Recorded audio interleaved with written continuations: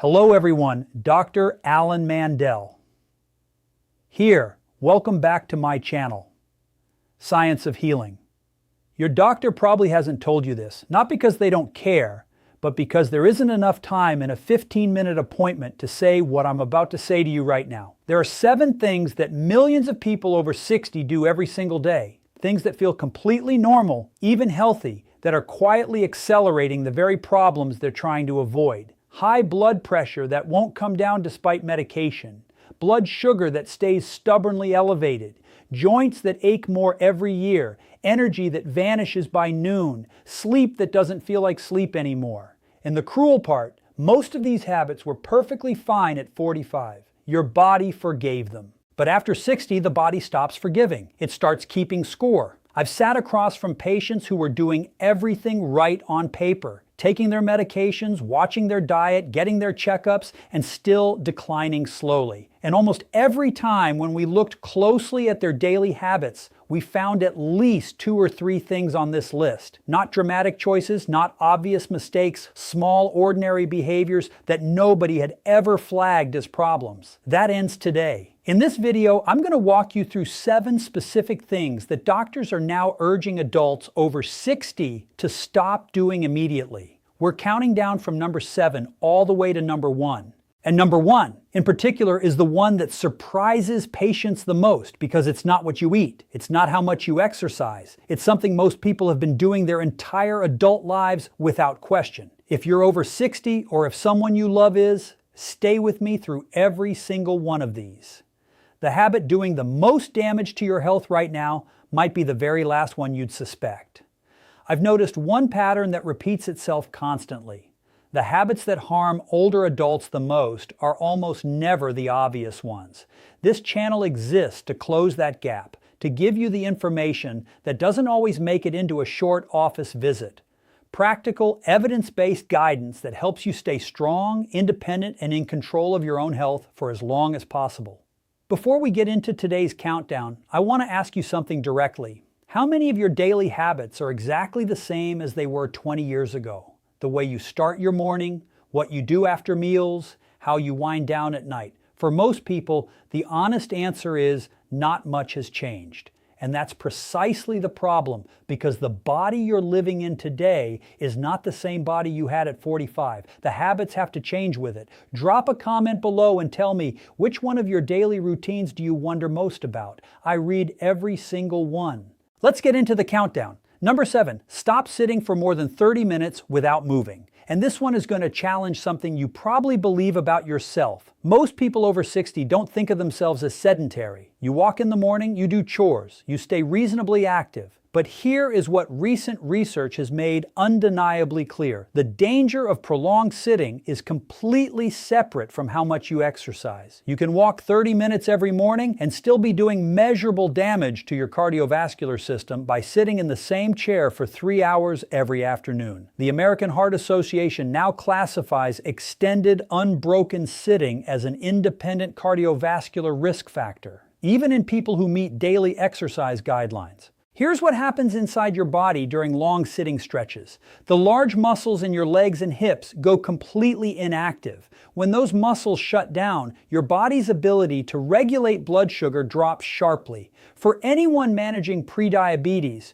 or type 2 diabetes, that's a direct driver of elevated readings after meals.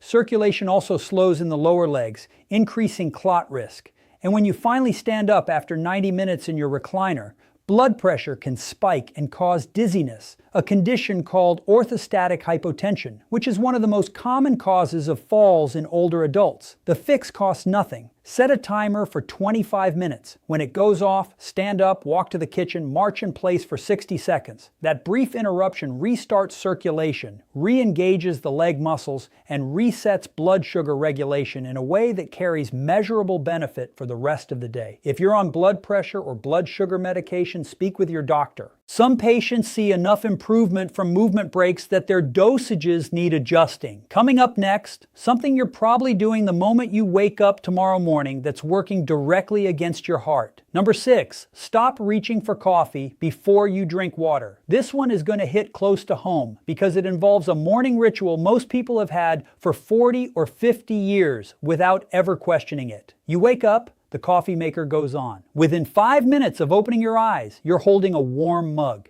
And honestly, for most of your adult life, that was fine. But after 60, that habit is starting your day with a quiet physiological mistake. Here's why. Your body just spent 7 or 8 hours without fluids. You've been breathing, perspiring, and running kidney function all night.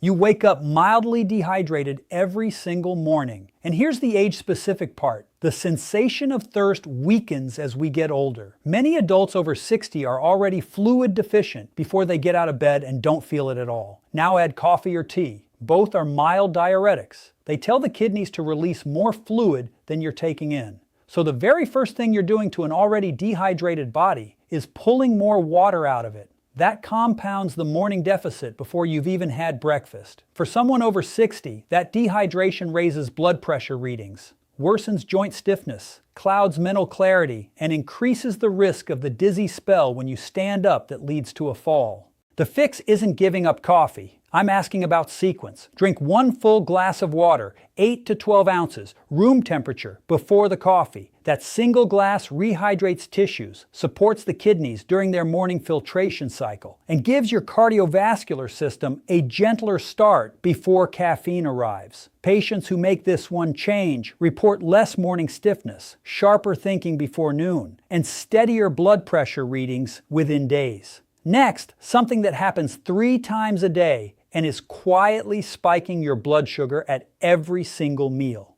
Number 5, stop eating too fast. Before we get to number 5, I want to check in. If you've been watching this long, thank you. That tells me you're genuinely serious about your health. Go ahead and type the number 2 in the comments right now. It lets us know you're here, and it helps this video reach more people who need this information. Keep watching. The most important ones are still ahead. Number 5 is something that happens 3 times a day without most people giving it a second thought. It's eating too fast, and the effects go far beyond a stomach ache. Digestion doesn't start in the stomach, it starts in the mouth. Saliva contains an enzyme called amylase that begins breaking down carbohydrates the moment food enters your mouth. When you chew thoroughly, that enzyme does its job properly. When you swallow after 4 or 5 chews, large food particles reach your stomach unprepared, and your pancreas and gut wall have to compensate by processing faster. For someone managing blood sugar, faster processing means a steeper glucose spike after every meal.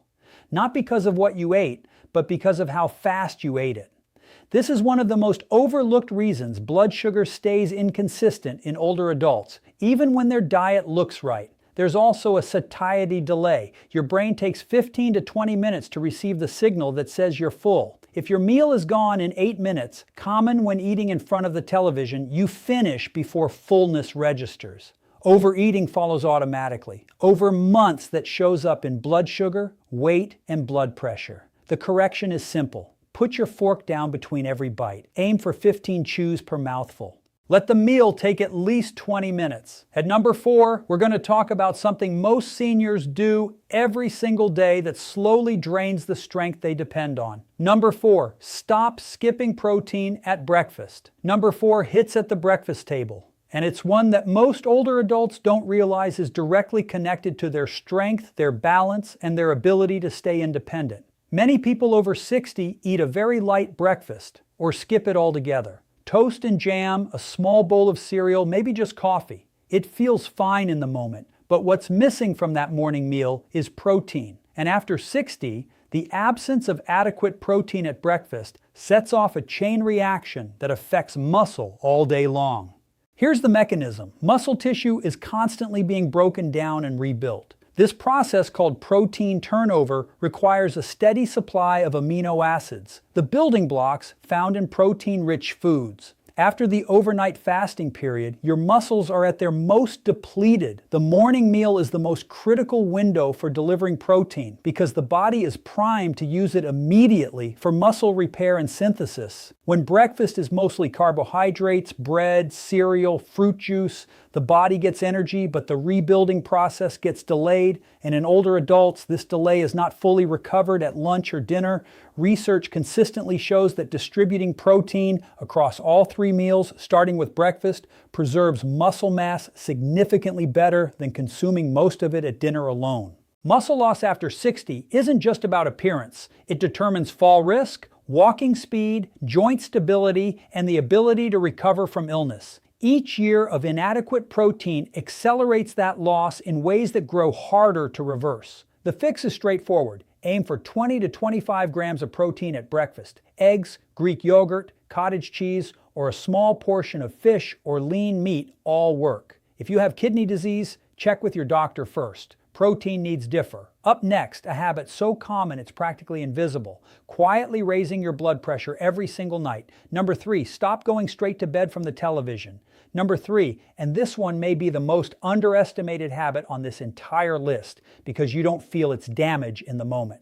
You feel it the next morning when you wonder why you're exhausted after 8 hours in bed. Here's the pattern I see constantly. Television until 9 or 10 at night. Usually the news or something emotionally engaging. Lights off, straight to bed, then lying awake for 45 minutes, waking at 2 in the morning, rising unrested. This is not a sleep problem. It's a nervous system problem. Your body has 2 nervous system modes, the sympathetic state, which governs alertness and stress response, and the parasympathetic state, which governs rest and recovery. For sleep to be restorative, you need time to shift into parasympathetic mode before closing your eyes. In older adults, that transition takes considerably longer than it did at 40, and it's far more easily disrupted. Screens emit blue spectrum light that suppresses melatonin, the hormone that initiates sleep. News and emotionally charged content keep stress hormones elevated. When you go straight from that activated state into bed, your body carries that activation into early sleep, fragmenting rest, elevating overnight blood pressure, and cutting short the deep sleep stages your body needs for tissue repair and memory consolidation. For anyone managing high blood pressure, atrial fibrillation, or heart disease,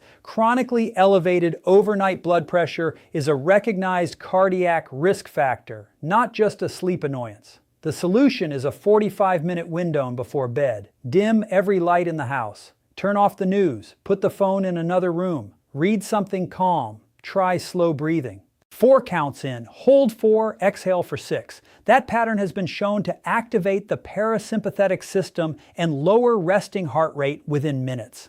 One habit shift in the evening measurably changes what your heart does all night long. If you've made it this far, most people haven't, and that says something real about you. Type the number 4 in the comments right now. Let's see who's still here. Now, number 2 and number 1, these are the 2 that change everything. Number 2, stop taking your medications without tracking how you feel. This one isn't about whether you take your medications. I'll assume you do. This is about what most people over 60 fail to do after they take them. And that failure quietly makes their conditions harder to manage over time. Most older adults are on at least 2 or 3 prescription medications. Many are on 5 or more, and the vast majority take those medications on the same schedule in the same doses without ever systematically tracking how they feel day to day. They assume the medication is either working or not working, and they wait until the next doctor's appointment months away to report anything. Here's the problem. Medications for blood pressure, blood sugar, thyroid function, and heart rhythm all need regular calibration.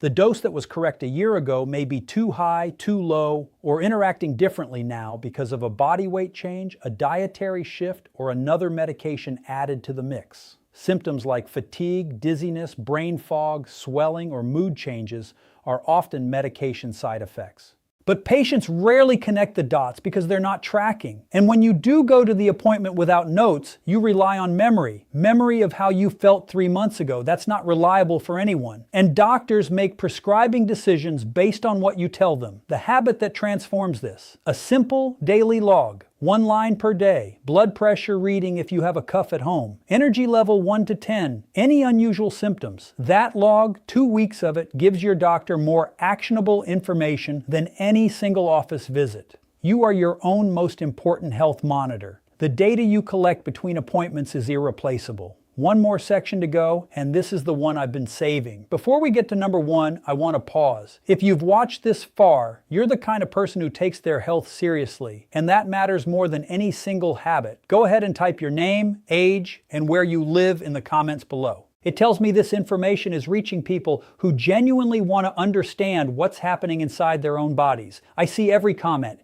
Thank you for being here. Now, number one, stop dismissing what your body is trying to tell you. I want you to hear this one carefully because it isn't about a food, a supplement, or a bedtime routine. It's about a pattern of thinking that is, in my clinical experience, the single most dangerous habit adults over 60 carry through their later years. It's the habit of explaining away what your body is telling you. You climb a flight of stairs and feel a little short of breath. I'm just out of shape. You have a dull pressure in your chest after lunch, probably indigestion. Your ankles are swollen by evening. I was on my feet too long. A word slips away from you. Just tired. An unexplained fatigue has been sitting on you for 3 weeks. That's just getting older. These explanations feel reasonable. They feel responsible, but they are costing people their lives. The body over 60 communicates differently. Heart attacks in older adults, especially women, frequently arrive not as crushing chest pain, but as jaw aches, nausea, unusual fatigue, and a persistent sense that something is simply wrong. Early kidney decline has no symptoms. Early blood pressure damage to blood vessels is completely silent. The most serious age-related threats operate quietly until they don't. There is also a cultural pressure on older adults to be stoic, to not make a fuss, to wait and see.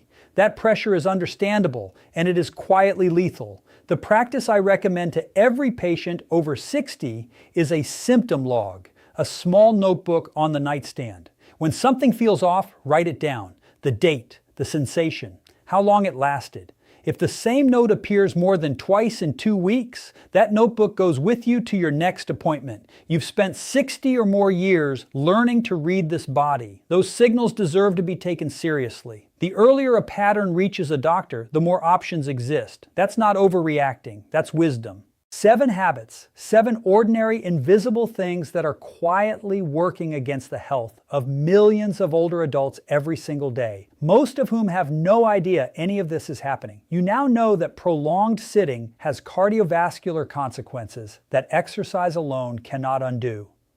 That the sequence of your morning drink matters more than most people realize. That eating speed is directly connected to blood sugar and weight. That the hour before bed shapes what your heart does all night. That breakfast protein determines how much muscle you keep year after year. That tracking how you feel on your medications gives your doctor the information they need to actually help you. And that dismissing what your body tells you isn't stoicism. It's a risk you can no longer afford. None of this requires a dramatic overhaul. Start with 1, a glass of water before coffee tomorrow morning, your fork down between bites at dinner tonight, a notebook on the nightstand. One small change held consistently changes more than you might expect. Your body at 60, 70, or 80 is still responding to the choices you make. Every good habit you build from this point forward isn't just slowing decline, it's actively improving the quality and independence of the life you're living right now. If this video helped you see something you hadn't noticed before, share it with a spouse, a sibling, or a close friend. Because these habits affect more than one person. They affect every family connected to that person. If you haven't subscribed yet, now is a good time. Leave a comment telling me which habit you're starting with. I genuinely want to know. This community is built on those conversations. Thank you for being here today.